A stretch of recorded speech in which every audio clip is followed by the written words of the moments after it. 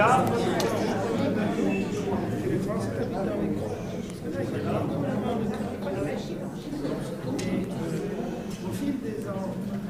Bonjour, ça va? Ça va vous-même? Voilà, je vous remercie d'être venu. Faites bien attention, la prochaine réunion, la réunion du mois de décembre, elle aura lieu le 17 décembre. Mais le 17 décembre, c'est un mercredi, hein, pas un jeudi. Ne vous trompez pas. Ce sera une conférence de Jean-Louis Baudot sur les combats de Chambry de 1940. Et en même temps, ce sera à l'Assemblée Générale de la Société Historique de la Picardie. Mais bon, l'Assemblée Générale, elle sera comme d'habitude, elle sera assez rapide. On la fera de 17h30 à 18h, et ensuite il y aura la conférence de Jean-Louis. Voilà. Alors pendant l'Assemblée Générale, hein, les mauvaises langues ne pourront pas dire qu'on n'a pas parlé de la Première Guerre mondiale pendant cette année 2014. Grâce à Guy, on va pouvoir avoir une conférence sur la Première Guerre mondiale. On n'a pas choisi n'importe quel mois, hein, pas n'importe quelle date, juste avant le 11 novembre. C'était parfait. Alors je remercie Guy d'avoir bien voulu nous parler de la chanson de Craonne. Hein, c'est sa deuxième conférence de l'année, puisqu'il nous a parlé de Charles Westertan au mois de mai dernier. Alors Guy vient de faire paraître un ouvrage sur la chanson de Craonne, hein, dont il en a apporté quelques exemplaires. Et il les dédicacera avec plaisir après sa conférence. Voilà, donc je te laisse la parole. Merci. Oui, alors excusez-moi, c'est la deuxième, bonsoir d'abord à toutes et à tous, c'est la deuxième fois que j'ai l'honneur de parler devant les membres de la Société historique, après Westerkamp, donc au mois de mai. Et puis, pire que ça, c'est la deuxième fois aussi que je parle de la chanson de Craonne, parce qu'il y en a peut-être qui se souviennent parmi vous que j'ai déjà planché sur le sujet, donc en 2008. Alors, bon, il faut dire d'ailleurs que j'ai eu quelques scrupules quand Éric m'a proposé de venir vous parler à la veille du 11 novembre de la chanson de Craonne. Bon, c'est vrai qu'il y a l'opportunité de ce livre qui vient de paraître, c'est vrai qu'il faut en parler, bien sûr. Mais quand même, assez vite, je me suis dit que je ne vais pas refaire la même conférence, parce que l'histoire, vous savez, c'est un perpétuel mouvement. Il y a des sources qui apparaissent, surtout en histoire contemporaine, on n'a jamais fait le tour, et puis c'est toujours des surprises que l'on a de découvrir des documents qu'on n'avait pas imaginé exister. Donc il y a effectivement des sources nouvelles que j'ai pu utiliser pour ce livre. Et puis l'histoire continue d'ailleurs depuis la sortie de ce livre, et puis la rédaction en tout cas, je vous en parlerai en conclusion. L'histoire, c'est cela, c'est un perpétuel mouvement. Et surtout aussi, l'histoire, c'est jamais le même sujet avec les mêmes personnes qui l'étudient au même moment. Le moment évolue. J'ai commencé à travailler sur la chanson de Craonne, bon, il y a plus de 10 ans, et la place que la chanson de Craonne occupée dans la société française n'était pas du tout la même il y a une dizaine ou une quinzaine d'années qu'aujourd'hui. A fortiori, il y a 30 ans, on aurait fait la conférence en 1984 ou en 1954. La chanson existait déjà, mais on n'aurait pas du tout la même conférence. Et il me semblait aussi intéressant, il y a un sous-titre, vous l'avez vu sur l'invitation, une chanson objet d'histoire. Justement, je voudrais essayer d'aborder avec vous comment on fait l'histoire d'une chanson, quelles sources on peut utiliser, quelles sources sont disponibles. Alors le cas de la chanson de Craonne est un cas un peu limite, on dirait, hein, comme en mathématiques on parle de cas limite, parce que c'est une chanson qui a une histoire extraordinaire, unique à ma connaissance et à la connaissance de tous les spécialistes de la chanson, même si quelquefois ils ne sont pas très précis dans ce qu'ils disent de cette chanson. C'est vrai, une chanson qui naît de façon assez mystérieuse, qui naît assez mystérieusement, clandestinement, il y a pas loin de 100 ans, et qui aujourd'hui est la chanson peut-être la plus connue de la Première Guerre mondiale, celle qui symbolise le mieux pour les gens d'aujourd'hui la Première Guerre mondiale, ses souffrances, ses difficultés, la vie combattante, la vie de ses soldats, de ses poilus. C'est quand même une histoire extraordinaire, et cela en un siècle. Alors comment on en est arrivé là ? C'est ce que je voudrais essayer de voir avec vous, en partant donc de l'idée qu'une chanson, elle est le produit d'une société à un moment donné, et puis elle est reçue par une société ou par une succession de sociétés au fil des années. Tout le monde sait qu'il y a des chansons qui sont tombées dans l'oubli parce qu'elles ne parlent plus aux auditeurs. Celle-ci, donc, depuis 100 ans, à différents titres, elle parle, elle continue de parler, et on a presque l'impression qu'elle parle de plus en plus. Alors, c'est un petit peu ce que je voudrais voir avec vous au cours de cet exposé, donc ce soir. Alors, on va reprendre par le commencement, bien sûr. Alors, au début, bien sûr, on a le point de départ. Alors là, ça va être normalement là. Voilà. Donc, au point de départ, on a une chanson qui sort en 1911, qui s'appelle « Bonsoir Mamour ».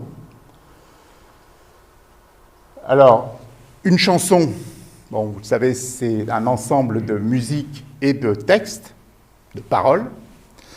La musique et les paroles, on connaît leurs auteurs de cette chanson « Bonsoir Mamour ». Musique A. Sablon. Alors, A. Sablon, c'est Adelmar Sablon. Adelmar, pas Adémar, Adelmar. A-D-E-L-M-A-R. Et en fait, sur toutes les partitions que j'ai vues de cette époque, il meurt en 1929, donc ces partitions, c'est toujours A. Sablon, parce qu'évidemment, c'est un prénom un peu bizarre. Alors, il a un deuxième prénom qui est encore plus bizarre, puisque c'est Fabulus. Bon. C'est quelqu'un qui est né dans un milieu populaire parisien en 1871. Bon, c'est pas quel souci de se différencier, de se singulariser comme ça par des prénoms pareils. Bon, donc c'est A. Sablon. Alors quelquefois on voit Charles Sablon, musique de Charles Sablon. Je ne sais pas où les gens ont été trouver ça, mais c'est le genre d'informations qui se perpétuent comme ça, d'articles en livres. Bon, et notamment à la SACEM, il n'est pas du tout enregistré sous le nom Charles Sablon. Enfin, c'est assez curieux. Bon. Alors, ce Adelmar Sablon, c'est quelqu'un qui est un compositeur qui est devenu assez célèbre à la veille de la guerre de 14. C'est pas sa première composition, mais il est surtout connu en fait par ses enfants, notamment deux d'entre eux, Germaine Sablon, donc celle qui va chanter ou créer le chant des partisans, donc, alors une autre chanson historique s'il en est, et puis Jean Sablon, donc le French troubadour, le crooner, le chanteur au micro, comme on disait, c'est celui qui en France a utilisé donc pour la première fois le micro sur une scène. Aujourd'hui, on ne peut plus imaginer un artiste de music-hall, ça ne se dit plus d'ailleurs music-hall, enfin un artiste de variété, ça ne se dit plus non plus, enfin vous voyez comme quoi les choses évoluent aussi, un interprète donc chanter sans micro.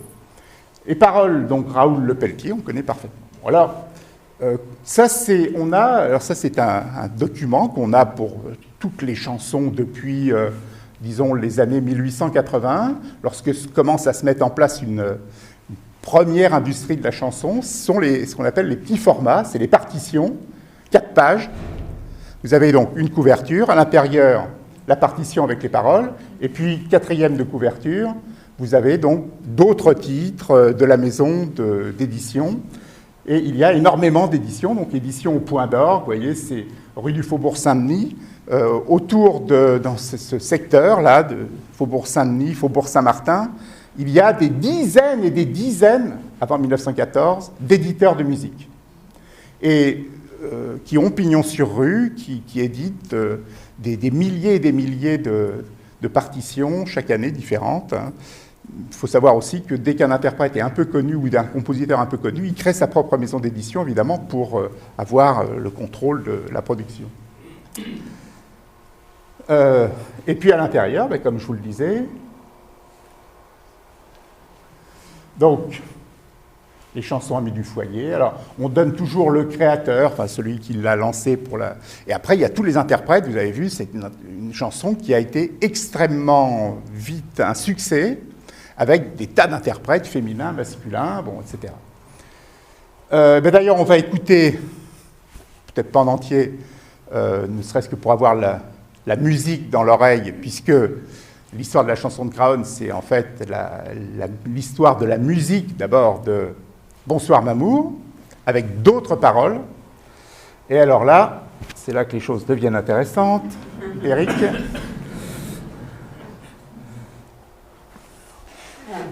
Donc c'est la piste 1. Il faut partir de là. C'est ça, peut-être lecteur D, voilà, piste 1, track 1, évidemment.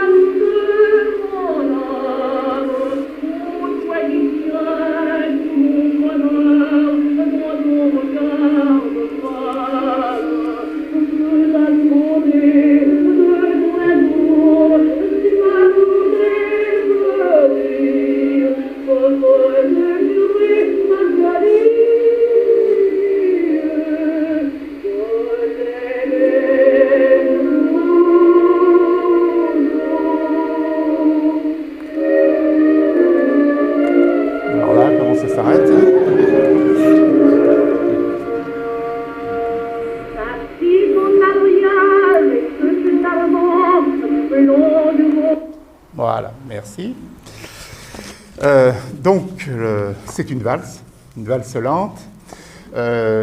Chanson sentimentale, bon, vous n'avez peut-être pas saisi beaucoup de paroles, enfin, c'est l'histoire d'une rencontre entre un jeune homme et une jeune fille, ils se marient, ils ont des enfants, et à la fin, il y en a un qui meurt, et donc voilà, ça se termine. Dernier refrain, c'est bonsoir, c'est adieu m'amour, adieu ma fleur. Sinon, les deux premiers refrains, c'est bonsoir m'amour, bonsoir ma fleur, bonsoir toute mon âme. Au lieu de, dans la chanson de Craonne, adieu la vie, adieu l'amour, adieu toutes les femmes. Mais on voit tout de suite quand même une certaine similitude dans les sonorités, et ça c'est assez commun, si vous voulez, dans ces adaptations de chansons qu'on appelle des paroles. Alors, vous avez entendu Mademoiselle, parce que tous les artistes à l'époque, mariés ou pas, même avec plusieurs mariages, sont toujours des mademoiselles, des artistes féminins. Mademoiselle Emma Liebel. Alors, c'est un pseudonyme, puisqu'elle s'appelle en fait Aimée Médebiel. Elle est du sud-ouest. Bon, et elle a gardé ce nom un peu à consonance germanique, si vous voulez, pendant la guerre de 14-18. Et l'enregistrement que vous venez d'entendre, c'est un enregistrement de 1916. Donc, une année avant l'offensive du Chemin des Dames. Et ce n'est pas le premier enregistrement. Hein. Il il y a déjà, dès 1912, pardon, un enregistrement pâté, et en 1913, 2 autres enregistrements, dont un premier enregistrement d'Emma Liebel. Donc il y a en fait, ça c'est bien un signe de l'extraordinaire succès de cette chanson, elle est très vite enregistrée sur disque. Et elle est très vite multipliée, reprise donc sur des tas de scènes de music-hall, de café-concert, dans toute la France. Et elle est aussi, et surtout, donc, et on revient à notre partition, elle est donc surtout diffusée dans toute la France par ces partitions, ces petits formats donc, qui étaient dissous. C'était vraiment rien, si vous voulez. Hein. C'était un journal quotidien, c'est 5 sous. C'est deux journaux quotidiens. Avec la partie musicale, donc tout le monde reprenait cela au piano, au violon, etc. Alors, cette partition, vous avez vu, elle est créée en 1911, c'était écrit sur la première page, hein, on peut le revérifier. Ah, pardon.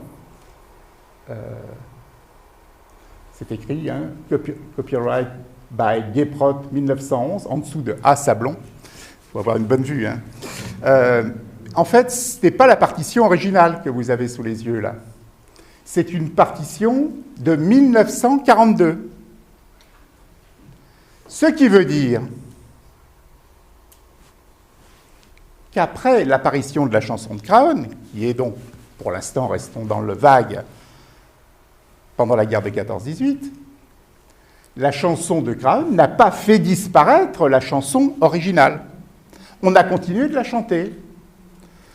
Après la guerre, on a continué de l'enregistrer sur disque, on a continué de la chanter à la radio, et même, et c'est la partition que vous avez sous les yeux, vous voyez qu'il y a quelques notes manuscrites sur cette page, il y en a également en bas. Eh bien là, celui qui a posé ces quelques mots, c'est Jean Sablon, en personne, qui, alors qu'il a un succès, il est extrêmement connu, si vous voulez, il décide, en 1950, entre 2 tournées outre-Atlantique, d'enregistrer un des grands succès de son père, Bonsoir Mamour. Alors en fait, il ne va pas tout enregistrer, hein, vous pouvez l'écouter sur Internet, hein, sur YouTube, c'est accessible. Vous remarquerez, il n'y aura pas les 3 couplets et les 2 refrains, mais en fait, il brode autour du dernier refrain, et il y a une grande partie musicale, hein, seule, comme si, en fait, Jean Sablon voulait rendre hommage à son père, qui est mort, comme je vous le disais, en 1928, donc qui est déjà mort depuis longtemps. Mais cela veut dire donc, que la chanson « Bonsoir Mamour », grand succès à sa création et dans les années qui suivent, avant la guerre de 14, reste toujours une chanson du répertoire, longtemps après la guerre de 14-18. Et il est même possible, c'est pas impossible, on la trouve dans des cahiers de chansons, par exemple, elle a été recopiée, légèrement modifiée, un mot ou deux, que certaines personnes ont pensé dans les années 30-40 que Bonsoir Mamour n'avait jamais donné naissance à une autre chanson connue qui s'appelait la chanson de Craon. Alors ça, c'est assez intéressant comme phénomène, hein. Faut bien imaginer, et on va le voir pour la chanson de Craon elle-même avec ses différentes versions, il y a en fait une véritable polyphonie qui s'installe. Hein. Une chanson ne chasse pas une autre. Donc, un grand succès d'avant 14, Bonsoir Mamour, que des milliers et des milliers de gens et d'hommes, notamment qui vont aller à la guerre, ont en tête, avec d'autres succès. Il y en a un qui est très très célèbre aussi, une chanson très célèbre de Vincent Scotto qui s'appelle « Sous les ponts de Paris », qui est extrêmement, alors elle est encore connue d'ailleurs, vous voyez, à la différence de Bonsoir Mamour, qui est quand même aujourd'hui tombé dans l'oubli. Heureusement qu'il y a la chanson de Craon qui assure la permanence de sa musique. Hein. Et donc tous ces grands succès que les gens avaient en tête, et on faisait, alors il faut bien le savoir, on est dans une époque où on chante beaucoup. On chante à tout bout de champ, c'est le cas de le dire. On chante au travail, on chante dans les fêtes, on chante. Tout est occasion de chanter. Hein. Il y a un paysage sonore, si vous voulez, quand on se promène dans une ville ou dans un village, enfin, où les chants apparaissent constamment. Alors qu'aujourd'hui, nous, on est extrêmement passifs face à la chanson, en général. Encore qu'on voit certains artistes qui arrivent à faire chanter tout un stade. Bruel, il n'y a pas très longtemps à Lille, par exemple, c'est assez extraordinaire de voir cela. Mais c'était vraiment la généralité avant 1914. Et donc, ces gens qui partent avec les chansons dans la tête, eh bien, ils font ce qu'ils faisaient déjà avant la guerre. Ils font ce qu'on appelle des parodies. Des parodies, alors ce n'est pas du tout un sens critique, c'est en fait, c'est un vieux mot du XVIIe, XVIIIe siècle. On prend une musique existante, connue, à la mode, et on rajoute des paroles différentes dessus. Des paroles plus ou moins différentes, puisque vous l'avez remarqué, il y a le dernier refrain, là c'est « Adieu m'amour, adieu ma fleur », qui va devenir donc « Adieu la vie », « Adieu l'amour, adieu la vie ». Bon. Et là, on va dire que la chanson que l'on connaît aujourd'hui sous le nom de chanson de Craonne, c'est donc une parodie de Bonsoir M'amour. Comme il y a d'autres, alors par exemple La Tonkinoise, qui est une chanson très connue aussi, qui va devenir une chanson, alors qu'on repasse très régulièrement dans les reportages ou les documentaires sur la chanson pendant la guerre de 14-18, puisque là, ils ont fait très fort, c'était ma mitrailleuse. La petite Mimi, la mitrailleuse. Donc plutôt que la tonkiki, la tonkinoise, là c'était Bon, donc là, ça devient grotesque. Mais la chanson, il va donc y avoir, ça c'est une habitude à l'époque, donc de faire ces parodies. Mais à la différence d'une chanson comme Sous les ponts de Paris, qui donne lieu à des dizaines de parodies différentes. Certaines vont être d'ailleurs imprimées en partition. Hier, j'étais à Suippes, et près de Suippes, il y a un village qui s'appelle Soins, qui est bien connu, la butte de Soins. Eh bien, il y a un petit musée à côté de la mairie, et il présente donc une chanson, la partition d'une chanson qui s'appelle Le Moulin de Soins, et vous regardez entre parenthèses, sur l'air de Sous les ponts de Paris. Bon. Il y en a énormément, il y en a dans les tranchées de Vingray, dans les tranchées de Lagny, il y a énormément de variantes qui ont d'ailleurs été souvent imprimées. Pour la chanson connue aujourd'hui sous le nom de chanson de Craonne, première singularité, il n'y a qu'une parodie, avec quelques variantes sur lesquelles on va revenir, mais qui sont du détail, si l'on veut, qui portent sur le lieu où se situe le fameux plateau. Il n'est pas toujours à Craonne, sur le plateau. À partir du moment où ça rime avec peau, on doit laisser sa peau, plateau. Le plateau, il est n'importe où, quelquefois, même là où il n'y a pas de plateau. En Champagne, par exemple, il n'y a pas de plateau. Bon. Mais on dit quand même, c'est en Champagne, sur le plateau, qu'on doit laisser sa peau. Car nous sommes les condamnés, nous sommes les sacrifiés, partout. Et donc, à part ces petites variantes-là, la structure de la chanson et l'esprit de la chanson restent identiques. Alors que quand vous prenez d'autres parodies, des parodies sous les ponts de Paris, c'est pas seulement le lieu qui change. C'est pas le moulin de Soins, les tranchées de Vingray. C'est tout le reste, tout ce qui va, tous les couplets qui changent. Alors, le problème, là, on est dans le domaine connu, vous voyez, on est dans l'édition officielle. La vie normale d'une chanson à succès avant 14, c'est comme donc d'avoir un compositeur et un parolier qui déclarent à la SACEM, donc la Société des auteurs et éditeurs de musique, qui vont donc toucher des droits là-dessus. Ensuite, on fait des petits formats, des partitions et paroles de musique. On fait des disques. Bon. Et là, dans les parodies, on entre dans une sorte de zone beaucoup plus floue. Parce que, surtout avec une chanson qui est tant soit peu subversive, comme la chanson de Craon, où on dit que la guerre est infâme et qu'on va laisser sa peau, etc. Bon, on imagine mal en pleine guerre, alors qu'il y a la censure, que ce soit imprimé. Et là, donc, il va falloir avoir recours à d'autres sources. Alors, la première source que les historiens ont eu à connaître, je dis les historiens, je ne suis pas le seul à avoir utilisé ces premières sources, c'est ce qu'on appelle les archives du contrôle postal. On pense, bien sûr, à avoir, aller chercher, donc on dit, voilà, il y avait la censure du courrier, donc une chanson qui n'était quand même pas tout à fait dans le bon sens de l'histoire, elle va donc être interceptée, et on va donc retrouver, en fouillant dans les cartons des censeurs militaires, des versions de la chanson. Alors c'est vrai, on en a trouvé donc un certain nombre.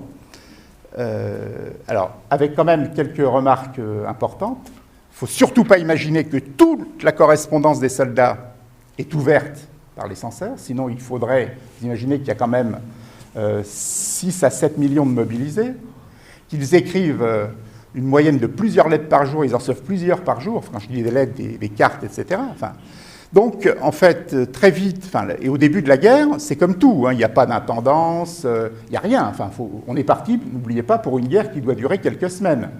Donc, rien n'est organisé. Et au début, il n'y a pas du tout de censure. Les soldats peuvent même dire, voilà, je suis actuellement devant Béré-au-Bac, voilà, on voit tel village à droite, tel village à gauche. Si c'est pris par les Allemands, tant pis. Bon, alors, première chose, on va donner quelques instructions. Il est interdit de donner des informations sur la localisation. Deuxième chose, après, on va petit à petit affiner, surtout à partir de 1916. Là, il y a une surveillance sur l'état d'esprit des soldats, mais toujours par sondage. Toujours par sondage. C'est-à-dire qu'en gros, une unité est contrôlée 2 fois par mois, et pas toutes les lettres. Ce qui veut dire qu'il y a sans doute des chansons de Craon ou d'ailleurs qui sont passées à travers les mailles du filet. Et puis il y a plein de moyens, vous savez, les soldats, ils savaient qu'il y avait la censure. Hein. Leur courrier pouvait être lu. Alors qu'est-ce qu'ils faisaient quand un copain partait en permission, et on part en permission dès juillet 1915. Bon, là, au début, ce n'était pas prévu non plus. Hein, les permissions, c'est quand on a dit, alors, ça fait déjà 10 mois qu'ils sont là, peut-être les faire partir, oui. Donc, mais ils partent en permission, on dit, tiens, Arnaud, tu pars en permission, tiens, la lettre, là. Alors, tu ne la mets pas tout de suite, là, hein, pas la première boîte aux lettres. Tu attends d'être à Paris, tu arrives gare de l'Est, et puis, hop, que tu changes de gare, puisque après, tu prends gare de Lyon, toi. Donc, juste avant, paf, tu mettras la lettre. Et là, évidemment, il y a plein de lettres, sans parler après des courriers qui sont remis directement. Tu iras voir ma femme, et puis, bon, tu donneras la lettre. Oui, en général, il y avait aussi, c'était plus compliqué. Donc, alors, ce qui est très intéressant, c'est qu'en fait, on a la plus ancienne lettre à l'heure d'aujourd'hui, qui a été interceptée avec une version de la chanson de Craon. Donc, elle date du 15 février 1917. 15 février 1917, ça ne veut pas dire qu'il n'y en a pas eu d'autres avant, hein, et qu'il n'y en a pas d'autres qui existent, alors parce que les archives de l'armée, c'est des centaines de cartons, hein, c'est extrêmement compliqué. Il faut en plus recouper, vous le verrez si vous lisez le livre, cette fameuse lettre que Denis Rolland m'avait confiée il n'y a pas loin de 10 ans. J'ai réussi à retrouver son histoire, finalement, en regardant d'autres dossiers, dans d'autres boîtes. Et par chance, finalement, parce que je dis, ça me rappelle quelque chose. Et donc, voilà, vous remettez les bouts ensemble. Alors, ce qui est très intéressant, c'est que cette chanson du 15 février 1917, donc c'est un certain Jules Duchesne qui l'envoie à sa femme, qui dit « Ah, c'est une chanson qui me plaît, hein, les embusqués, ils en prennent plein la figure avec ça. Hein. Les gars qui ne veulent pas faire la guerre, ça me plaît. Hein. Toi, ça ne va pas te plaire, mais tu la gardes quand même, tu la mets de côté. Hein. » Sa femme ne la recevra jamais. Mais ce qui est très intéressant, c'est que ces versions, toutes les versions que l'on trouve interceptées par le contrôle postal, comporte non pas 3 versions comme Bonsoir Mamour, mais 4 couplets et 2 refrains. Alors que la chanson que nous connaissons sous le nom de chanson de Craonne comporte 3 couplets aussi et 2 refrains. Il y a un deuxième couplet qui est intercepté, on va l'entendre tout à l'heure, qui s'intercale entre le premier actuel et le deuxième actuel, qui est en fait le troisième en général. Alors, ce qui est très intéressant, c'est qu'évidemment, c'est dans cette version de 15 février 1915, il n'est pas question de c'est à Craonne sur le plateau, c'est en Champagne sur le plateau qu'on doit laisser sa peau. Le gars, il écrit, il est dans la forêt de Villers-Cotterêts, il est en train de préparer ce qu'on appelait la défense de Paris. Et il y a le deuxième couplet, justement, comporte une autre indication de lieu, en général, c'est... alors qui commence par, c'est un petit peu redondant par rapport au refrain, mais c'est en Champagne là-haut, bon, etc. Et là, c'est en Argonne là-haut. C'est-à-dire que dans la même chanson, vous avez 2 localisations différentes. Pour dire que la guerre, finalement, que vous soyez en Champagne, on dirait la Champagne et l'Argonne, c'est pas très loin, mais vous avez d'autres versions où c'est à Lorette, donc en Artois, et en Argonne, à Verdun et à Lorette, etc., etc. Dans la même chanson, il y a aussi des chansons qui sont unifiées. Vous avez au refrain et au deuxième couplet la même localisation. Donc ça, c'est une première chose qui est intéressante. Et deuxième chose qui est intéressante, c'est que le fameux dernier couplet, vous savez, c'est malheureux de voir sur les grands boulevards tous ces gros qui font leur foire, etc., si pour eux la vie est rose, pour nous c'est pas la même chose, les pauvres puritains. Et puis à la fin, le couplet, si ça continue, les troufions vont tous se mettre en grève parce que nous on n'a rien et ceux qui ont le pognon, il faut qu'ils montent sur défendre qu'ils montent parce qu'il faut qu'ils fassent la guerre qu'ils ont voulu. Eh bien ça, c'est déjà dès février 1917. Dès février 1917, on trouve cette chanson connue aujourd'hui sous le nom de chanson de Craonne, avec un couplet en plus, mais le même message que celui que nous connaissons et que nous attribuons à la chanson de Craonne. Ce qui explique, conclusion de cela, c'est que, évidemment, la chanson n'est pas liée aux mutineries de 1917. Elle est antérieure aux mutineries de 1917. Alors après, une autre question, mais là je ne vais pas développer ce soir là-dessus, c'est quel rapport elle entretient avec les mutineries de 1917. On pourra éventuellement en reparler avec une question, mais elle est antérieure, avec cette menace de grève des troufions. Donc, en clair, de ce qu'on va appeler des mutineries, de refus d'obéissance, c'est-à-dire on ne veut plus marcher, on en a marre. Bon.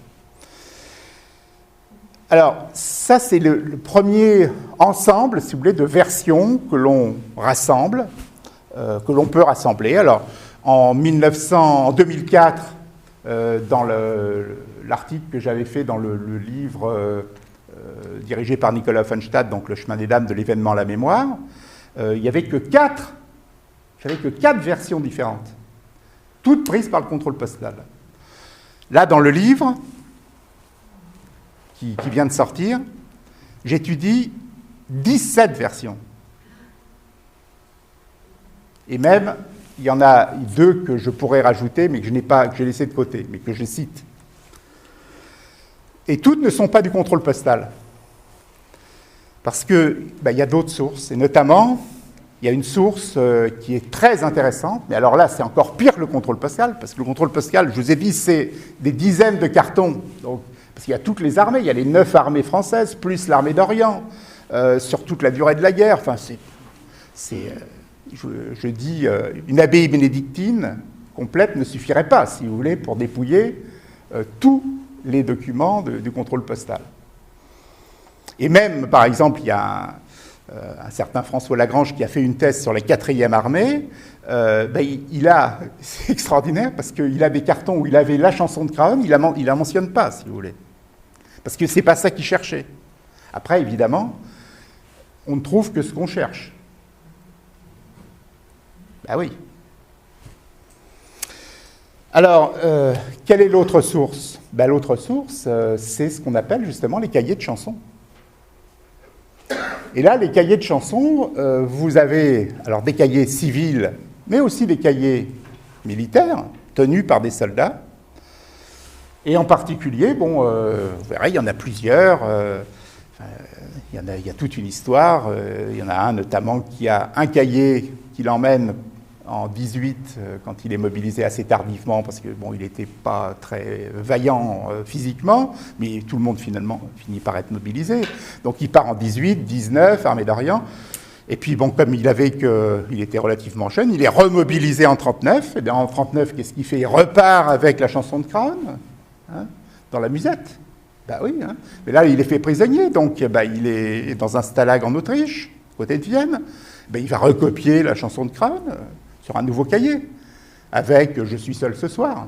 Parce que là, entre-temps, il y a eu « Je suis seul ce soir », le grand succès, vous savez, des femmes de prisonniers, mais qui se chantaient aussi au masculin, parce que le prisonnier, quand il était dans son stalag, il était aussi seul le soir. Bon.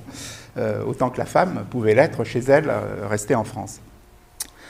Alors, il y a les cahiers de chansons, mais alors là, ce qui est très intéressant, c'est que quand vous faites confiance à la censure militaire, eux, ils vont évidemment être intéressés par tout ce qui est chansons subversives. Donc, vous avez l'impression que Jules Duchesne, là, c'était vraiment le subversif, quoi. Il était contre les embusqués, il a recopié cette chose. Mais si vous prenez, on avait par hasard le cahier de chansons de Jules Duchesne, comme on a celui de Louis Leclerc, qui lui, il a été blessé, il est à l'hôpital de Zuidcote, vous voyez, sur la côte, là-haut, près de la mer du Nord. Lui, il commence le 1er janvier 1918, son cahier de chansons. Il commence pas par la chanson de Craon, mais il va très vite la copier, mais il copie juste après. Alors voilà, alors ça c'est la chanson de Jules Duchesne, oui, que je voulais vous montrer.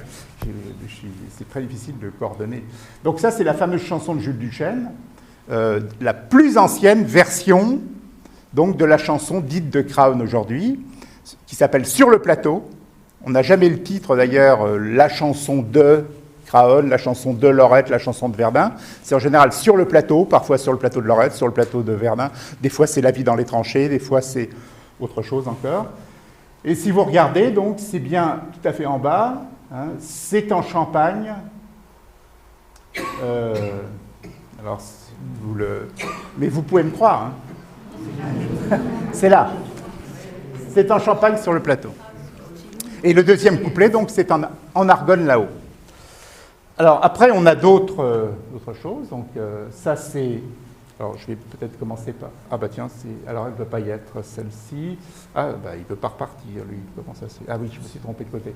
Donc là, vous avez une autre... c'est pas un cahier de chansons, mais c'est pratiquement la même chose. C'est aussi dans un hôpital que ça se passe. Parce que ce qui est très intéressant, c'est d'essayer d'imaginer les lieux où se font les contacts. C'est-à-dire les gens partent avec la chanson en tête, alors ils peuvent la transmettre oralement, et à l'époque on a une très grande mémoire auditive et musicale, donc les gens sont capables d'apprendre des chansons et de les retranscrire éventuellement, alors plus ou moins déformées d'ailleurs, ou alors on la dicte, on la recopie à partir d'un original, etc. Et alors là c'est un document donc, qui s'appelle Le plateau de Lorette, vous voyez. Alors là, il donne l'air, c'est très rare qu'on donne l'air « Bonsoir Mamour », tout à fait en haut, c'est pour ça que je vous ai donné ce document. Et ça, ça se passe à Weimar, donc Weimar, c'est V-E-M-A-R-S, c'est actuellement dans le Val d'Oise. Bon, il y avait une grande maison, il faut voir qu'il y a tellement en 1917, déjà même à partir de 15, tellement de blessés que tout est réquisitionné, toute la France, il faut voir tous les lieux où l'on mettait des blessés, pas seulement les hôpitaux, pas seulement les lycées, pas seulement les séminaires, mais tout ce qui pouvait être réquisitionné, réquisitionnable.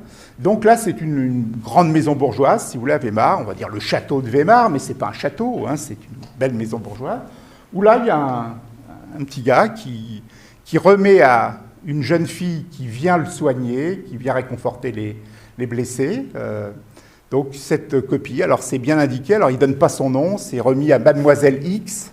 On voit quand même que lui, il se méfie. Mais par contre, François Leclerc, il signe à la fin de toutes les chansons qu'il recopie, y compris la chanson de Craon, François Leclerc.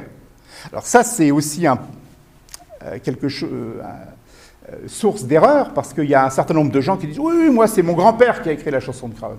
Assez régulièrement, pendant un temps, arrivé en mairie de Crâne, alors parce que, distinction, hein, je ne vais pas vous refaire le topo, mais on dit Lan, on dit Crâne. Hein, bon. Mais pour la chanson, on est obligé de dire Craonne, sinon il manque un pied. Hein, sinon, on est obligé de dire « C'est à Crâne, sur le plateau, qu'on doit laisser sa peau ». Mais sinon, il faut dire « C'est à Craonne ». Comme on disait avant, c'est à Lorette, c'est en Champagne, c'est à La Faux, etc. C'est à... Bon, partout. À partir du moment où ça colle. Enfin, bon, il faut qu'il y ait le nombre, évidemment, de pieds. Et là, vous avez cette chanson, donc c'est le plateau de Lorette. Là, elle est homogène, c'est-à-dire au refrain, c'est à Lorette sur le plateau qu'on doit laisser sa peau. Et au deuxième couplet, là, vous l'avez, ce deuxième couplet. Alors, c'est quand le moment est venu, l'on met sac au dos, l'on dit adieu au repos, car pour nous la vie est dure, c'est terrible, je vous l'assure. À Lorette là-haut, l'on doit se faire descendre. L'on va se faire descendre, sans même pouvoir se défendre. Car si nous avons de très bons canons, les boches répondent à leur son. Forcés de se terrer, là dans la tranchée, attendant l'obus qui viendra, ou attendons l'obus qui viendra nous tuer. Ça, c'est le deuxième couplet qui a disparu par la suite. Alors là, c'est la chasse au... Alors ça, c'est conservé dans des archives familiales. C'est quelqu'un qu'on connaît peut-être, enfin vous connaissez peut-être, puisque c'est quelqu'un de l'Aisne, Madame Perdereau, hein, l'épouse de l'ancien inspecteur d'académie, qui a reçu de sa mère, qui était la Mademoiselle X, hein, du petit soldat, cette copie, donc recto verso. Alors c'est un petit bout de papier à lettres, si vous voulez. Bon. Alors vous imaginez aller chercher dans toutes les familles de France et de Navarre, donc les cahiers de chansons, les papiers comme cela, etc. Bon, ceux qui ont subsisté. Par exemple, le fameux cahier de chansons de François Leclerc dont je vous parlais tout à l'heure, c'est un ami à moi de l'Allier, donc il l'a acheté pour 1 € sur eBay. Alors, sur ce cahier de chansons, vous avez tout. Vous avez des chansons comme la chanson de Craonne, mais vous avez aussi À Verdun, on ne passe pas, la chanson ultra patriotique. C'est-à-dire que là, on n'est plus dans le subversif, on est au contraire dans l'adhésion patriotique absolue. Puis vous avez des chansons un peu lestes. Hein, les enfants ne sont pas encore couchés, donc je ne vais pas les dire. Des chansons un peu paillardes, des chansons de militaires, etc. Alors, ça c'est... Et là, on perd cette idée que la chanson est une chanson... ça pose le problème de l'interdiction. Est-ce que, notamment, quand on a un cahier de chansons qu'on signe, bon, il y a quand même de temps en temps, quand vous êtes dans votre section, de temps en temps, il y a des revues de détail, comme on dit. C'est-à-dire que les officiers regardent si vous avez bien l'équipement, qu'est-ce que vous avez dans votre sac, est-ce que vous n'avez pas des choses prohibées, etc. Et là, le cahier de chansons, bon, on regarde un cahier de chansons, la chanson de Craonne, ça c'est pareil. Si vraiment c'était comme on dit parfois, et encore par exemple, la semaine dernière dans Le Monde, vous aviez, dans Le Monde de dimanche, vous aviez le feuillet culture, une page entière sur un livre qui vient de sortir qui s'appelle 100 chansons censurées, coédité par Radio France. Et on écrit en toutes lettres, ceux qui fredonnaient la chanson de Craonne étaient immédiatement passés par les armes. Vous imaginez, ce n'est pas 1000 fusillés qu'on aurait, hein, si ça avait été le cas. C'est des dizaines de milliers, sans doute. Hein. Bon, alors, conclusion de tout cela. On arrive... Alors, déjà, ça veut dire que dans les années qui viennent, il risque d'y avoir une croissance exponentielle des versions. Au lieu de 20 comme j'ai aujourd'hui, dans 1 an, il peut y en avoir 100, ou 50, ou 200, ou plus. Mais en même temps, vous voyez une chose, c'est que ces chansons, elles sont localisées un peu partout, elles sont datées, là celle-ci, elle est d'après l'offensive du chemin des dames, elle est de septembre 17, et il chante encore, lui, c'est à Lorette sur le plateau. Les combats de Lorette, normalement, c'est 1915. Et en fait, on va chanter très longtemps, certains poilus, jusqu'à leur mort, vont chanter des chansons qui ne sont pas la chanson de Craonne, mais qui sont des chansons de Lorette ou de Verdun. Je vais vous donner un exemple, parce qu'on a la chance. Alors évidemment, il n'y avait pas d'enregistrement comme aujourd'hui, pendant la guerre de 14-18. Mais des anciens combattants, enfin des combattants qui avaient chanté la chanson pendant la guerre, ont continué de la chanter, certains. Parce qu'il y avait des gens qui continuaient à chanter beaucoup, pas seulement dans les repas de famille, il y avait aussi des métiers où l'on chantait. Hein. Le monsieur que vous allez entendre, il a été enregistré en 1975, et il était chanteur de batteuse. C'est-à-dire que c'est au moment du battage, en Limousin, il est dans la Haute-Vienne, eh bien, il chantait pendant des heures des chansons du terroir, des chansons à la mode et des chansons de la guerre. Et là, il chante, alors il s'appelle Léonard Frachet, il a été enregistré donc par ces gens aussi que j'ai découvert, dont j'ai découvert, je savais qu'ils existaient, mais je suis rentré en contact avec eux de façon un petit peu inopinée, mais finalement très heureuse.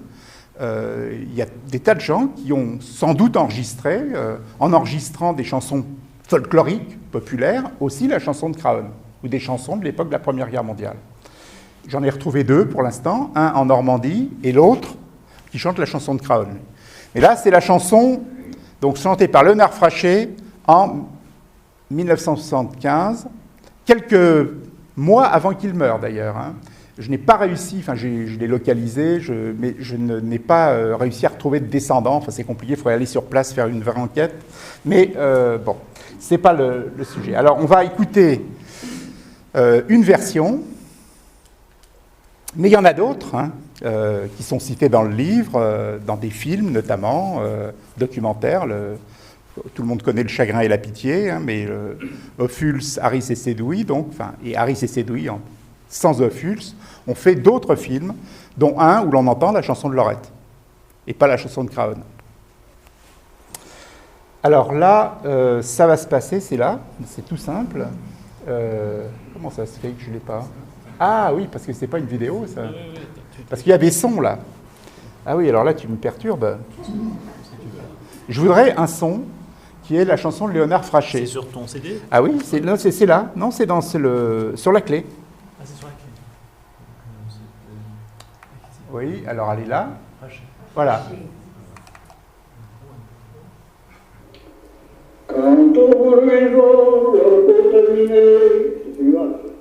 C'est une valse. Hein. On ne peut pas régler.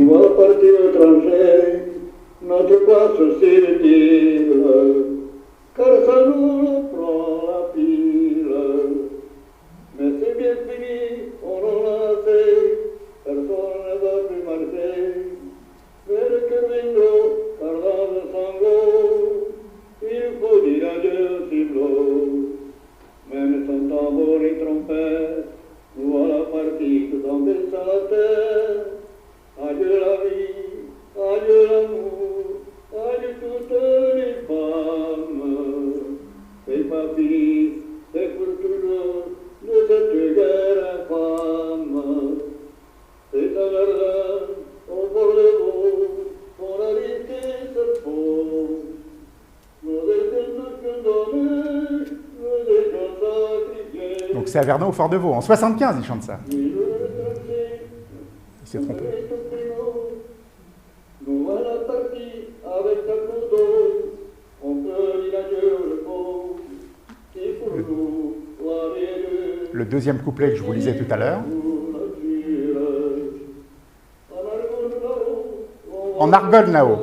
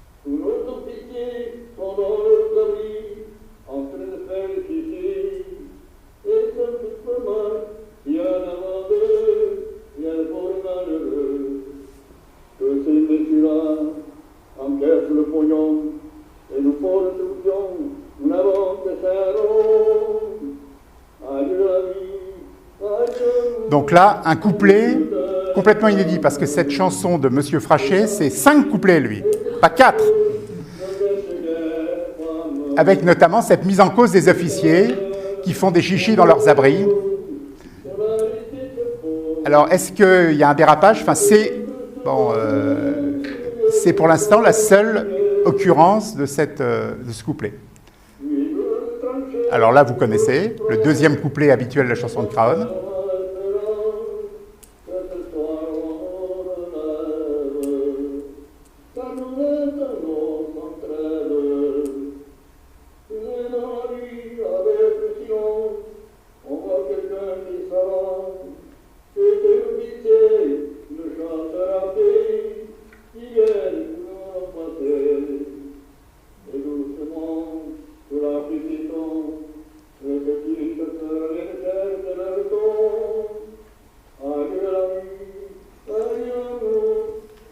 Et Éric Montbel, donc, qui l'a interrogé, me disait qu'il faisait des séances de plusieurs heures avec lui. Il avait tout juste le temps de changer la bobine, si vous voulez, du magnétophone. C'est un cahier de chansons vivant. Alors, le dernier couplet.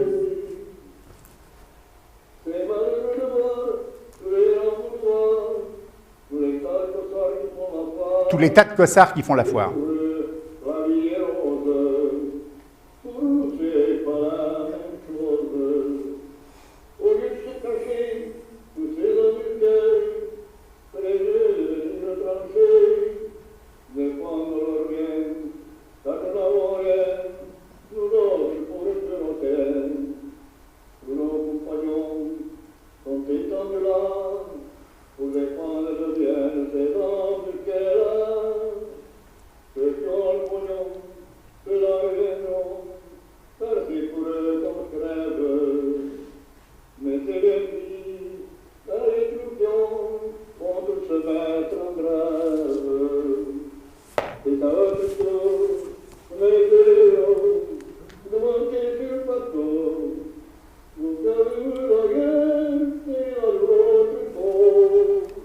Voilà, il faut arrêter.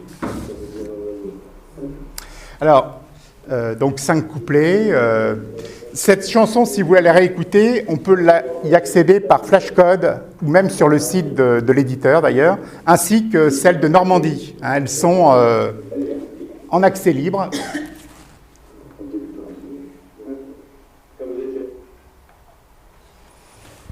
On peut la voir à partir du livre et elle est évidemment aussi commentée. Alors, il y a aussi, évidemment, vous avez remarqué qu'il y a ce qu'on appelle des variantes, mais grosso modo, ça reste le même texte. En revanche, ce qui va changer, ça va être, par exemple, la désignation de messieurs les gros. Hein. Défendre les biens, là, c'était de ces embusqués-là.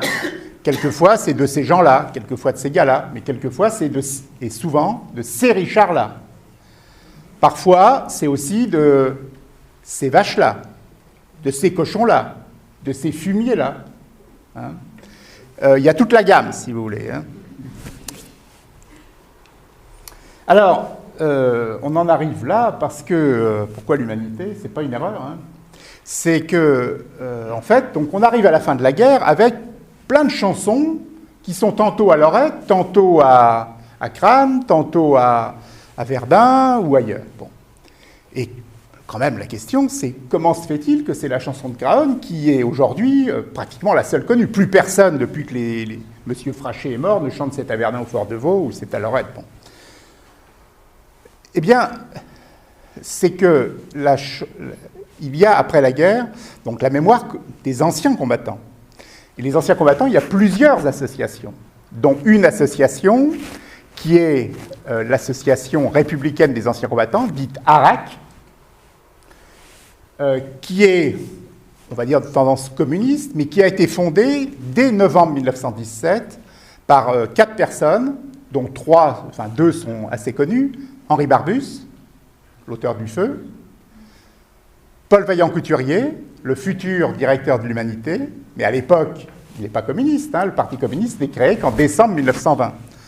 Un troisième qui est le grand ami de Vaillant-Couturier, qui s'appelle Raymond Lefebvre, rien à voir avec le prof de philo que nous avons connu, il y a BVRE, bon, c'est comme ça que ça s'écrit, qui est d'1 an plus âgé que Raymond Lefebvre, que Vaillant-Couturier.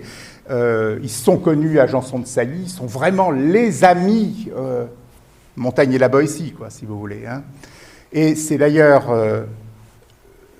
ils sont partis, c'est des fils de la bourgeoisie qui vont évoluer vers le socialisme, puis vers le communisme, hein, ou le pré-communisme.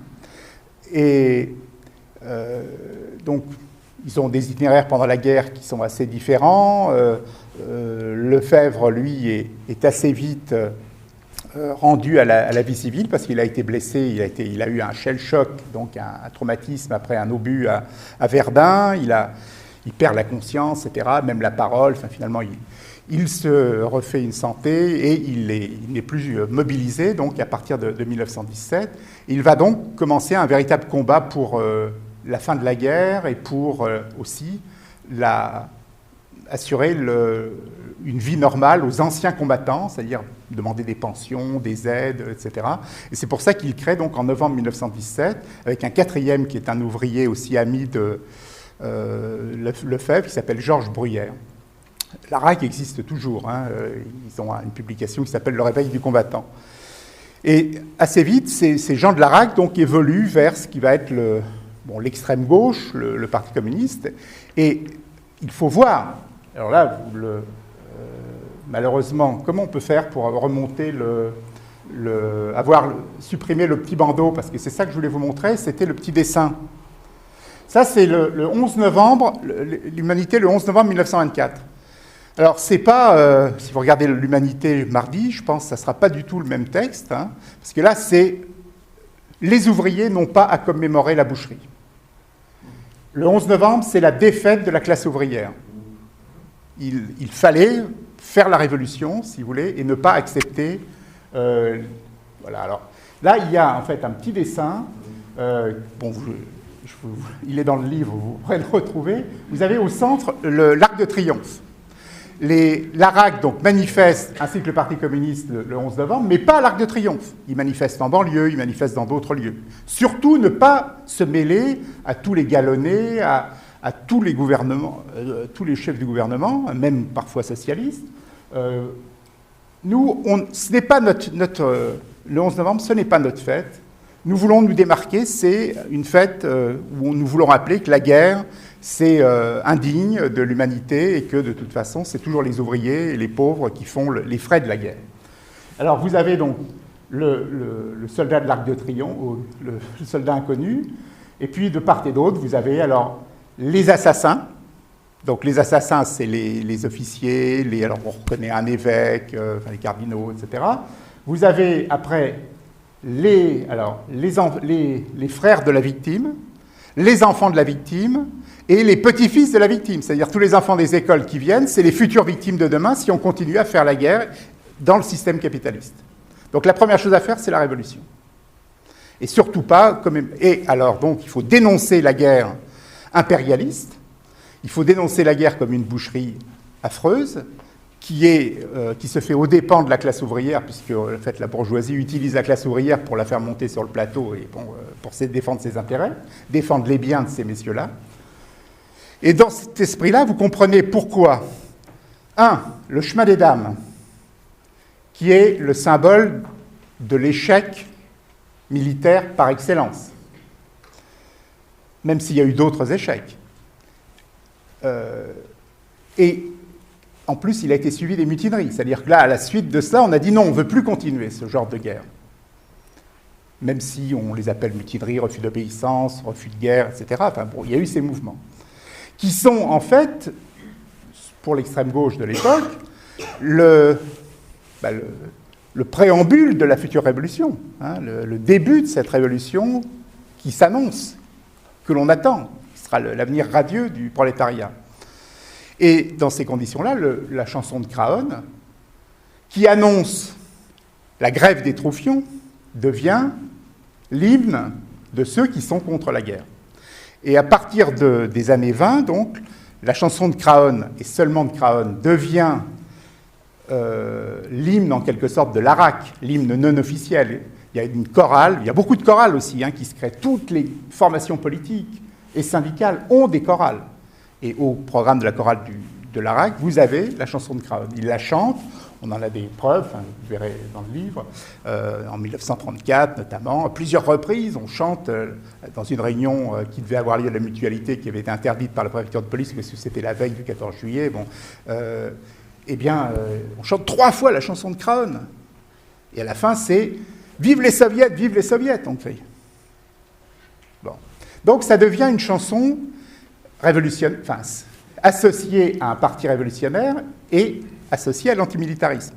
Je vous renvoie aussi, hein, Jacques Prévert, dans Paroles, vous avez un texte qui s'appelle « La bataille de Fontenoy », où apparaît la chanson de Craon. Alors, lisez, vous verrez, enfin, l'antimilitarisme forcené, enfin, la chanson de Craon n'est pas antimilitariste. Hein. Elle n'est pas antimilitariste dans le sens où c'est un officier de chasseurs à pied qui vient pour nous remplacer. Bon, officier, c'est pas un salaud qui vient pour nous remplacer. Si vous voulez des chansons antimilitaristes, j'en ai, je peux vous en lire. Hein. Pas dans le livre d'ailleurs, elles sont forcément, mais c'est pas antimilitariste la chanson. Elle est contre la guerre, oui. Hein, contre cette guerre et elle dénonce les inégalités. Mais c'est pas une chanson, c'est écrit dans des tas de sites, c'est pas vrai. Dans une tradition révolutionnaire, oui, elle peut apparaître dans cette filiation-là comme antimilitariste, puisqu'elle est la preuve. Alors, là, c'est pareil, il y a encore un autre document que je ne vais pas voir. Comment ça se fait que tous les documents n'apparaissent pas? Parce que j'ai déjà raté tout à l'heure le cahier de chansons de Leclerc.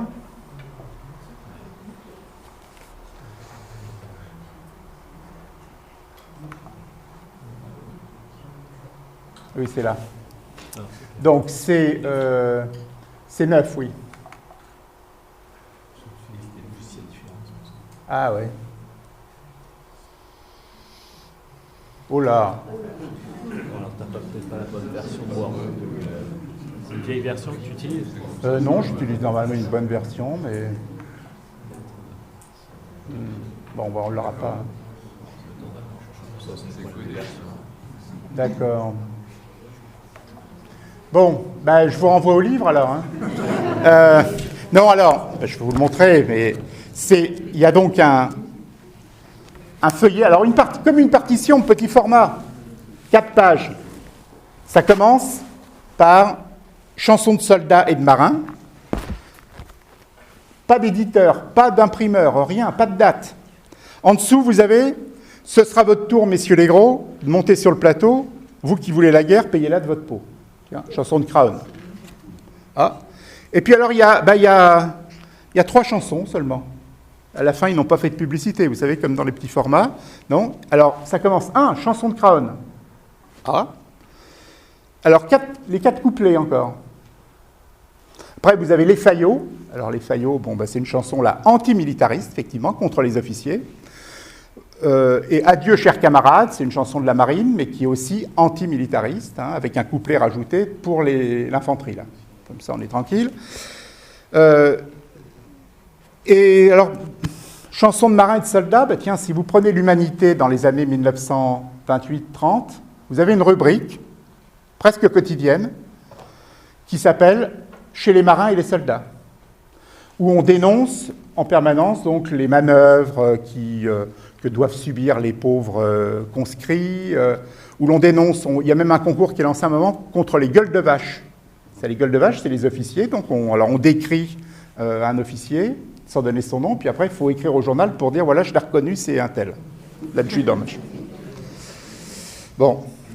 Et la chanson de Craon, elle est dans cet ensemble, vous voyez, antimilitariste. Hein, donc, c'est là qu'elle prend cette coloration antimilitariste. Et puis, mais elle a encore 4 couplets, là. Mais elle commence déjà à évoluer vers ce que nous connaissons aujourd'hui, parce qu'il y a quand même une différence que vous avez peut-être notée dans les différentes versions qu'on a entendues, même celle de M. Frachet. C'est au couplet, on ne dit pas « c'est pas fini, c'est pour toujours ». Aujourd'hui, on dit « c'est bien fini, c'est pour toujours ». Mais dans toutes les versions, presque toutes les versions de la guerre, c'est pas fini, c'est pour toujours. Ça veut dire cette guerre n'en finit pas. Alors quand vous dites c'est bien fini, c'est pour toujours, vous dites la guerre, c'est fini, on ne veut plus en entendre parler, crosse en l'air, rompons les rangs.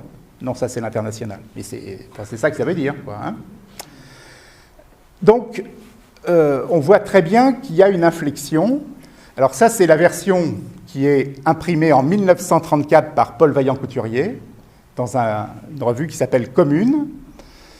Alors, 3 couplets, c'est ceux qu'on connaît aujourd'hui. Au refrain, c'est bien fini, c'est pour toujours, on ne veut plus entendre parler de la guerre. De celle-ci, mais de toutes les autres qui vont venir, parce que le prolétariat fait toujours les frais de la guerre.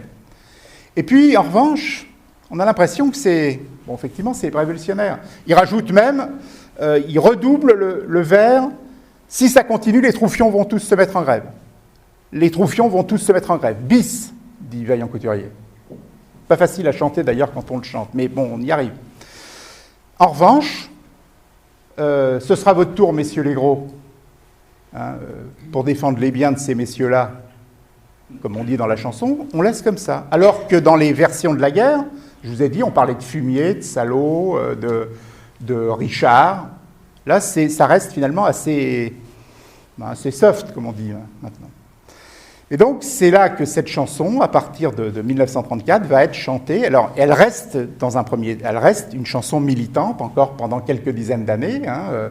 Bon, après arrive la Seconde Guerre mondiale. Mais le premier qui l'enregistre, ben, c'est quelqu'un qui est un compagnon de route du Parti communiste. Vous connaissez son nom, forcément, si vous écoutiez France Inter dans les années 80 et encore 90. Il s'appelle Éric Amado. C'est celui qui animait le samedi soir et le dimanche soir Interdance. Il a donc enregistré dès 1952 un 78 tours, 2 titres. C'est le premier enregistrement de la chanson de Craonne, donc 1952, 2 titres, avec une autre chanson révolutionnaire, plus révolutionnaire, qui s'appelle Odessa Vals, sur les mutineries de la mer Noire. Et c'est lui qui va l'enregistrer aussi en 61, alors qui est très connu, hein, c'est le disque de l'histoire de France par les chansons sur la guerre de 14-18.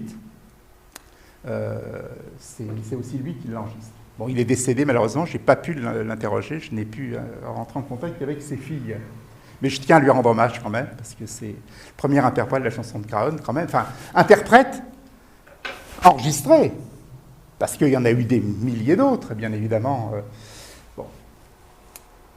Alors, il se passe à partir de 1960 quelque chose il y a une évolution, je dis c'est un tournant, si vous voulez, parce que la chanson, alors, il y a toujours les vieux qui continuent à chanter, c'est à Lorette sur le plateau ou c'est au Fort-de-Vaux, rappelez-vous Monsieur Frachet. Il y a toujours, pour les militants d'extrême gauche, c'est toujours la chanson de la boucherie. Mouloudji chante en 69 la chanson, hein, bon. Aussi proche du Parti communiste, hein, Mouloudji, bon. Enfin, compagnon de route, comme on disait. Mais à partir de 1960, les choses commencent à changer, à bouger. La chanson devient un document historique et surtout, elle va devenir un peu la chanson qu'on connaît aujourd'hui, la chanson de référence quand on pense à la guerre de 14-18 aux tranchées. Alors là, je vais vous donner, c'est pas dans le livre, enfin, c'est évoqué dans le livre, mais évidemment, le livre étant le livre, l'écrit, vous ne pouvez pas le voir, ce que vous allez voir là maintenant. C'est un extrait d'une émission de télévision. On est le 8 mars 1963. Il y a une seule chaîne en France. Il est 20h30. 20h30, sur la seule chaîne, il y a plus de 4 millions de téléviseurs. C'est le général de Gaulle qui est au pouvoir. En plus, c'est la grève des mineurs, hein, la dernière grève des mineurs. Mais en même temps, on passe une chanson. Il y a tout un reportage sur Le Chemin des Dames qui passe, qui a été tourné à la Caverne du Dragon quelques semaines avant. Donc vous avez la fin de l'interview, vous allez reconnaître, pour ceux qui l'ont bien connu, Auguste Rogès, qui est filmé dans la pénombre. Et après, vous allez entendre Ginette Garcin, alors que vous avez peut-être connu sur ses vieux jours dans Famille d'accueil, mais c'est elle qui chante la chanson de Craonne, dans une version féminisée.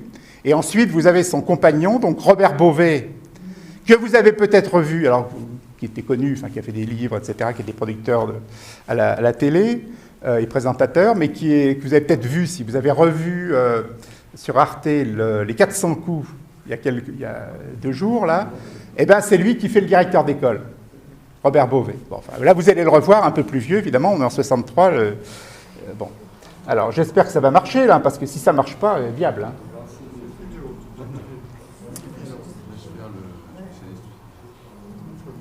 Et on va terminer presque par cela. Enfin.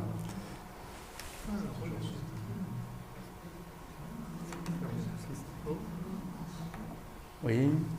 Alors, c'est vidéo. Ça doit être celle d'en bas, là. Ginette, là, le 11.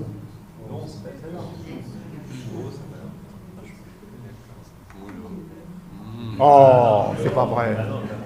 Non, parce que j'aurais dû amener mon matériel. Là. Ah oui, oui, parce que là, on n'a pas le logiciel. Non. Oh. Alors, non.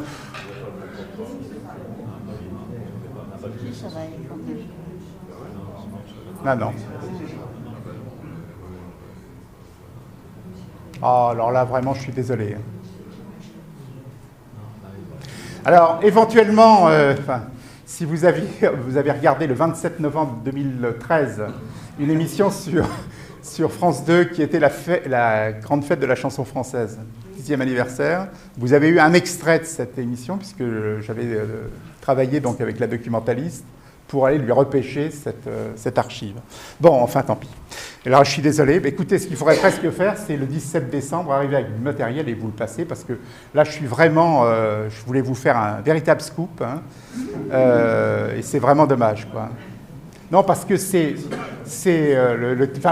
dans le livre, mais c'est autre chose. Hein. D'abord, il y a Ginette Garcin qui chante, alors c'est du playback, hein, évidemment, puisqu'il y avait de la neige sur le plateau, on la voit, c'est apocalyptique quasiment, le chemin des dames, le pire chemin des dames qui peut exister. Ils ont tourné au mois de janvier, donc là, ils étaient sûrs presque, bon, c'est brouillard, neige et tout, et elle chante, mais et elle a enregistré en disque d'ailleurs, hein, vous pouvez aussi le trouver.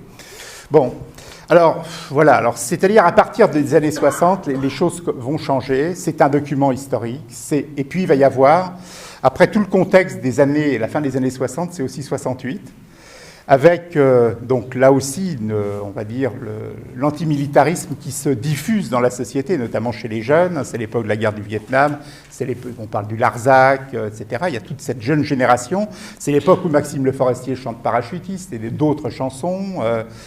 Faut voir cette ambiance, enfin, il faut essayer de se rappeler, c'est aussi notre jeunesse, un certain nombre parmi vous.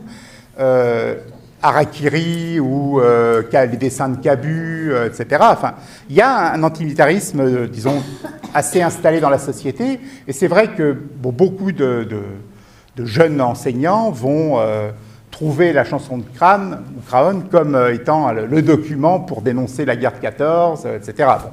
Et vont lui faire un sort important, puisque à partir de 1980, et depuis 1980, donc ça fait 34 ans, qu'elle n'a plus quitté les manuels scolaires.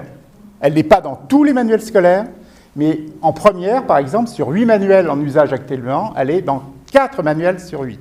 Alors le problème, c'est qu'il raconte des bêtises en disant qu'elle a été interdite jusqu'en 1974, que c'est Vaillant Couturier qui l'a recueillie parfois, enfin bon, etc. Bon, des choses qui sont inexactes, mais bon, c'est tout. Elle est là.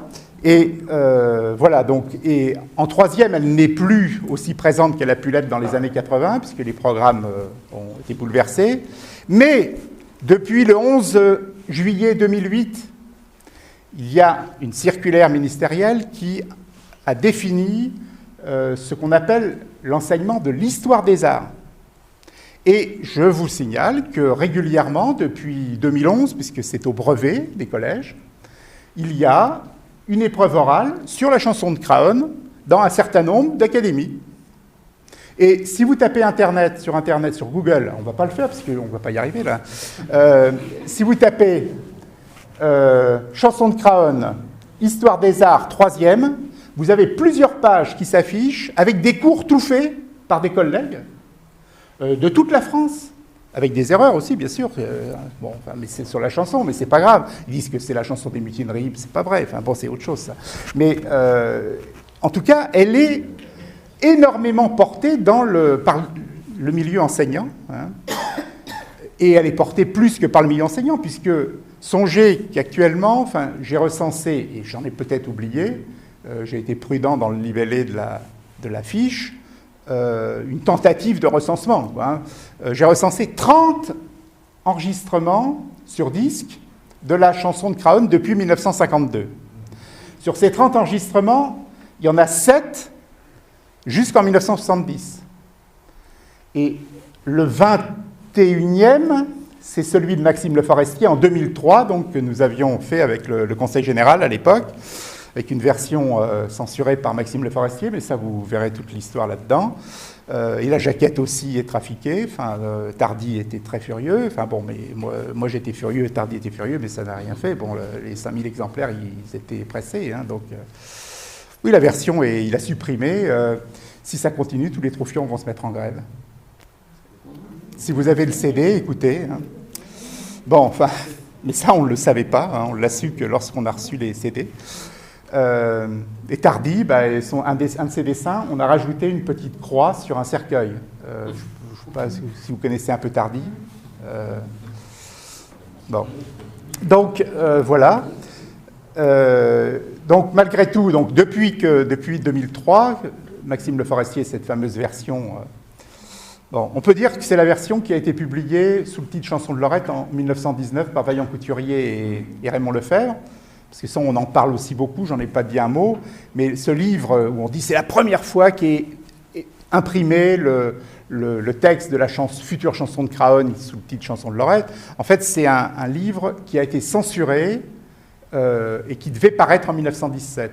Hein. Ils ont même fait intervenir, Lefebvre a fait intervenir Anatole France auprès de Paul Painlevé, le président du Conseil, pour lever l'interdiction. Ça aurait pu se faire. Le problème, c'est que c'est Clémenceau qui est arrivé très peu de temps après, donc, puisque Painlevé a été renversé. Et donc, Clémenceau, c'est pas le genre à tolérer ce genre de chansons, de texte, je veux dire, et donc il a au contraire resserré la vis. Et donc, c'est le texte de 1910, qui est paru en 1919, c'était le texte qui doit respecter la censure, finalement, hein, qu'ils avaient accepté pour faire paraître le livre. Je vous signale que Les Croix de Bois, la première version en avril 19, est aussi censurée. Hein. Il n'y a pas la fameuse scène sur l'exécution, hein, qui revient, qu'on a actuellement dans la moindre édition de poche. Mais la censure existe en France jusqu'en septembre 19. Hein. Donc voilà, tout ça pour dire que, bon, depuis Le Forestier, oui, c'est ça que je voulais dire, il y a 9 versions là, aujourd'hui. Et même depuis que le livre est sorti, il y en a encore une nouvelle, chantée par une cantatrice de Montpellier. Donc c'est sur un disque, sur un CD des chansons de la guerre de 14-18. Donc ça veut dire que l'histoire continue et que même depuis que j'ai rendu le manuscrit donc, au mois d'août, figurez-vous j'ai trouvé déjà une nouvelle version. Elle est là derrière. Alors si vous lisez, alors c'est pas facile à lire parce qu'en fait le document, ils ont reproduit ça, je n'ai pas vu l'original, hein, c'est reproduit dans un catalogue d'une exposition de Péronne qui s'appelle Chanter la guerre, où il n'est absolument pas question de la chanson de Craonne, d'ailleurs, dans l'expo. Le texte qui accompagne du chapitre sur les chansons dit que la chanson de Craonne, de toute façon, je vais vous le lire, parce qu'il faut le lire, c'est pas possible. Alors, c'est Martin Penet, donc, qui écrit cela. Grand spécialiste de la chanson, il a fait un gros livre dans la collection bouquins sur 1200 chansons... avec le texte de 1200 chansons d'histoire de France. Alors, en dépit de la légende qui s'est construite au fil des décennies autour de cette chanson interdite, mais enregistrée mais interdite, en dépit de la légende qui s'est construite au fil des décennies autour de cette chanson interdite, diffusée dans les milieux d'extrême gauche dès les années 1920, mais enregistrée seulement à partir des années 50, l'honnêteté historique conduit à dire qu'elle n'est pas représentative du ressenti de l'immense majorité des soldats de la Grande Guerre. Je n'en sais rien. Enfin, ce que je constate, c'est on la trouve à nombreux exemplaires, et c'est très difficilement quantifiable, ça. Hein. Car ce qui ressort avant tout des chansons du front, hormis la critique de l'arrière, parce qu'évidemment il y a d'autres chansons contre les embusqués, c'est un sens du devoir et du sacrifice que l'on pourrait aussi nommer patriotisme du consentement. Et c'est quand même fort de dire l'honnêteté historique conduit à dire qu'elle n'est pas représentative du ressenti de l'immense majorité. Je n'en sais rien, mais en fait, c'est ce que je vous disais des cahiers de chansons, et on peut finir là. Oui, sauf que là, c'est écrit « C'est à Merkem, dans le boyau ».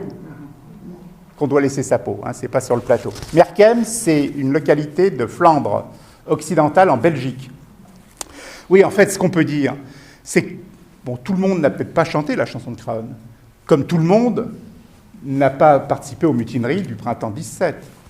Mais d'abord, le chiffre pour les mutineries, on ne cesse de le revoir à la hausse. Hein. Au début, c'était 40 000, 80 000. Maintenant, on dit que c'est les 3/4 des unités qui ont été touchées par le mouvement, plus ou moins. Mais ce n'est pas parce que les soldats ont participé aux mutineries à un moment donné, pas parce qu'ils ont chanté à un moment donné la chanson de Craonne, alors qu'ils avaient la page d'à côté dans leur cahier de chansons où ils chantaient « C'est à Verdun où on les aura », deux aspects différents de la guerre. C'est pas pour ça qu'ils ont été plus mauvais soldats que d'autres, si vous voulez. Hein. De même que les mutins n'étaient pas forcément des gens qui refusaient complètement de faire la guerre ou qui étaient prêts à déserter, etc. Bon.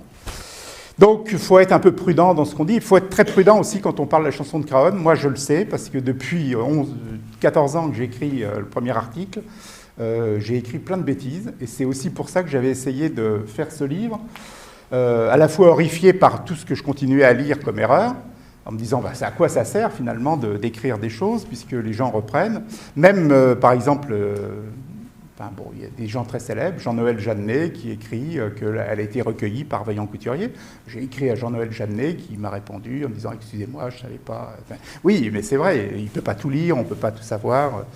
Et même certains ont dit qu'elle avait été écrite par Paul Vaillant Couturier, et non des moindres.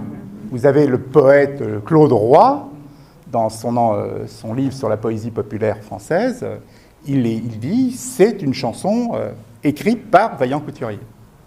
Alors bon, écoutez, en tout cas l'histoire continue. Je ne dis pas que dans 6 ans je reviendrai pour vous faire le bilan des recherches, mais pourquoi pas ?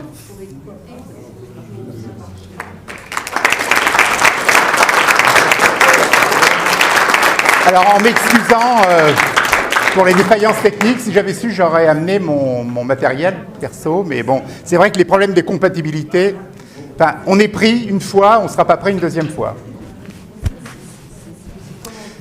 Donc je voulais aussi peut-être, s'il y en a qui s'intéressent, alors ça je ne gagne rien, je ne suis pas auteur, mais j'ai découvert à Blois, où je présentais le livre sur la chanson de Craonne, un petit livre qui est une synthèse extraordinaire sur les militants pacifistes pendant la guerre de 14-18. On a toujours l'impression que avant il y avait plein de pacifistes avant la guerre, tout le monde était internationaliste, Jaurès a été tué, lui. Mais puis après, hop, il y a une parenthèse. Les gens ont mis entre parenthèses leur idéal pacifiste, internationaliste. Là, vous avez des gens qui s'appellent les membres du comité pour la reprise des relations internationales, qui militent, qui payent parfois de leur liberté, puisqu'il y a eu des gens qui ont été emprisonnés, qui ont été, à la fin de la guerre surtout, notamment sous Clémenceau. Et c'est 10 €, c'est vraiment, je vous assure, quelque chose. Il y a des documents, notamment des textes, les tracts du CRRI, alors qui n'ont pas toujours été diffusés à des millions d'exemplaires, bien évidemment. Ils ne sont pas forcément arrivés jusque dans les tranchées pour provoquer les mutineries, bien évidemment. Mais ça vous donne quand même un aspect qu'on a tendance à oublier. Et c'est ce jeune, je ne le connais pas, moi, Julien Chusville, mais j'ai dit à l'éditeur, écoutez, c'est Spartacus, cahier de Spartacus. J'ai dit, si vraiment, si on peut aider à faire connaître ce livre, ça vaut vraiment la peine. Je vous assure, 10 €, c'est rien. Hein. Voilà, merci. Si ça vous intéresse, venez me voir.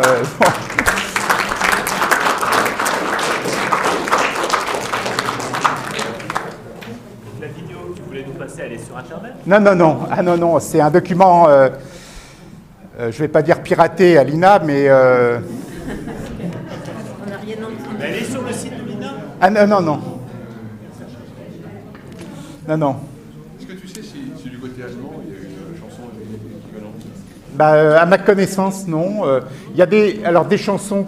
Il y a une chanson anglaise, alors qui s'appelle justement, qui a donné son titre à un film de Richard Attenborough, qui est décédé là au mois d'août, celui qui avait fait Gandhi, vous savez, qui s'appelle Adieu que la guerre est jolie, ou What a Lovely War. Et dans ce film, il y a Pia Colombo, qui est une de nos concitoyennes, hein, née à Homblières, près de Saint-Quentin, qui chante la chanson de Craonne. Alors le problème, c'est pas répertorié, c'est souvent pas répertorié, très difficilement, en 1969, hein, et parce que le titre, c'est « Adieu la vie, adieu l'amour ». Mais évidemment, c'est la chanson. Hein. Et malheureusement, elle ne peut pas chanter. Hein. Elle est morte très tôt, prématurément, cette artiste, mais la chanson est pas mal. Hein. C'est mieux que Ginette Garcin, que vous avez raté. Tout ça pour vous dire. Oui. Oui, des livres, si vous voulez. Oui, j'en ai pas 50, mais après, on peut se revoir, hein, si j'en ai pas assez. Voilà. Oui, par chèque, oui. Je veux 2 livres. D'accord, bah écoutez, je vais m'installer là-bas.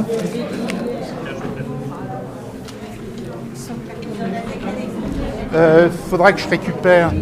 On peut peut-être allumer. Oh. Ça va mettre la dédicace. J'ai trouvé en librairie hier, donc c'est bien. Tout ça.